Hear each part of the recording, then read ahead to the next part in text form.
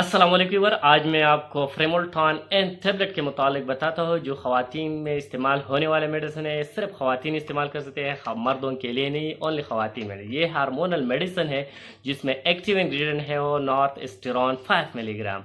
ये जो है ये मैन मेड यानी साइंथेटिकली प्रोजेस्ट्रॉन है, मैन मेड प्रोजेस्ट्रॉन है। जो नेचुरली जो प्रोजेस्ट्रॉन ह्यूमन बॉडी में साइंथेसाइज होती है, अगर इसमें कोई डिस्टर्बेंस होती है, कमी बेशी होती है, तो इसको पूरा करने के लिए मैन मेड साइंथेटिक के लिए हम जो मेडिसिन इस्तेमाल करते हैं वो नॉर्थ एस्टेरॉन 5 मिलीग्राम है, जो मार्केट में साइंथेटिकली अवेलेबल है। ये जो टेबलेट की फॉर्म में 5 मिलीग्राम है, ये 80% जो है इसका यूज़ है। और मेंस्ट्रुअल की जो डिसऑर्डर होती है, माहवारी की जो बीमारी है, इसमें इसका इस्तेमाल है। 80% यूज़ इसमें है।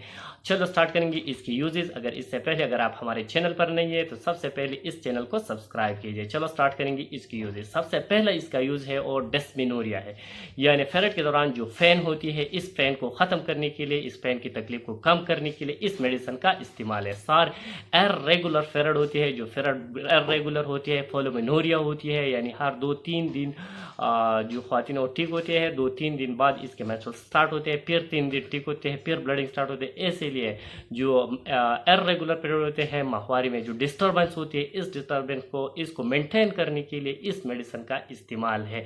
साथ ही मेनोरेंजिया एक बीमारी है, मेनोरेंजिया जो ब्लीडिंग होती है, हैवी ब्लीडिंग होती है, ब्लीडिंग बहुत ज़्यादा होती है, प्रोलॉन्ग पीरियड होती है, मेंस्ट्रुअल साइकिल जो पीरियड होती है वो प्रोलॉन्ग होती है, हैवी ब्लीडिंग होती है। तो इस ब्लीडिंग को कंट्रोल करने के लिए, हैवी ब्लीडिंग को, लॉन्ग पीरियड को, ज़्यादा पीरियड होती है, टाइम ज़्यादा होती है, तो इसको कंट्रोल करने के लिए इस मेडिसिन का इस्तेमाल। एंड्रोमेट्रियोसिस एक डिजीज़ होते हैं ख़वातीन में, जो यूट्रस होते हैं, इसमें जो टिश्यू होती है और टिश्यू अंदर के बजाय ग्रोथ करने के बजाय बाहर की तरफ ग्रोथ कर देती है, जिसकी वजह से ब्लीडिंग भी होती है, कमर पर दर्द भी होती है।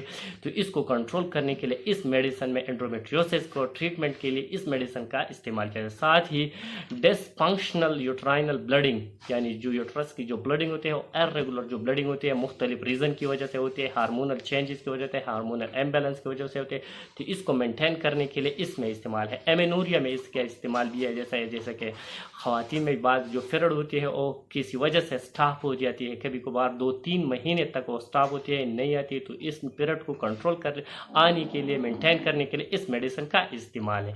साथ ही जो भी ख़वातीन अगर आपने पीरियड को प्रोलॉन्ग कर देना चाहते हैं, डिले करना चाहते हैं कि जल्दी इसका पीरियड ना आए, तो इस मेडिसिन को जो फेरट की जो ड्यूरेशन होती है और नहीं आ देते हैं, डिले कर देते हैं, मेंस्ट्रुअल साइकिल को डिले करने के लिए इस मेडिसिन का इस्तेमाल करें। लेकिन इसके डोज अलग होते हैं। मैं वीडियो के लास्ट में आपको बताता हूँ कि कौन सा तरीका है, किस डोज के साथ इसका इस्तेमाल करें। साथ ही हार्मोनल इम्बैलेंस होती है, जब हार्मोनल की इम्बैलेंस हो तो इसको बैलेंस को मेंटेन करने के लिए इस मेडिसिन का इस्तेमाल किया जाएगा। इसकी साइड इफेक्ट को देखा जाए, जिससे नाजिया हो सकती है, वॉमिटिंग हो सकती है, एब्डोमिनल पेन होती है, स्टमक ऑफसेट हो सकती है, वेट गेन हो सकती है, साथ ही हाथ पाँव में स्वेलिंग भी पैदा कर सकती है इस बीमारी। और इसके प्रिकॉशन को देखा जाए तो प्रेगनेंसी में इस्तेमाल नहीं करना चाहिए, लैक्टेशन में इस्तेमाल नहीं करना चाहिए, जो बंदे हाइपर सेंसिटिव हो इसको इससे भी इस्तेमाल नहीं करना चाहिए, लिवर डिजीज़ हो, किडनी डिजीज़ हो, इसमें भी इसका इस्तेमाल नहीं देना चाहिए, हार्ट वाले पेशेंट को भी नहीं देना चाहिए। अगर इसके डोज को देखा जाए तो मैंने वीडियो की इब्तिदा में आपको कहा कि जो बंदे अपने पीरियड को डिले करना चाहते हैं तो इसको चाहिए कि वो पीरियड की शुरू करने से 3 दिन पहले इस मेडिसिन का इस्तेमाल करिए। TDS यानी दिन में 3 दफ़ा, सुबह, दोपहर, शाम एक ही गोली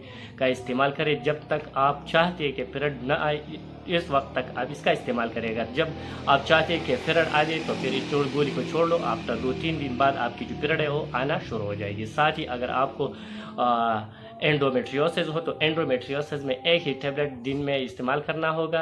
अगर आपको इरेगुलर पीरियड हो या ब्लीडिंग हो तो 3 दफ़ा यानी TDS तो सुबह, दोपहर, शाम ही एक ही गोली को इस्तेमाल करना होगा। जो भी मेडिसिन आप इस्तेमाल करें, इस्तेमाल करने से पहले अपने डॉक्टर से सलाह मशवरा ज़रूर करें।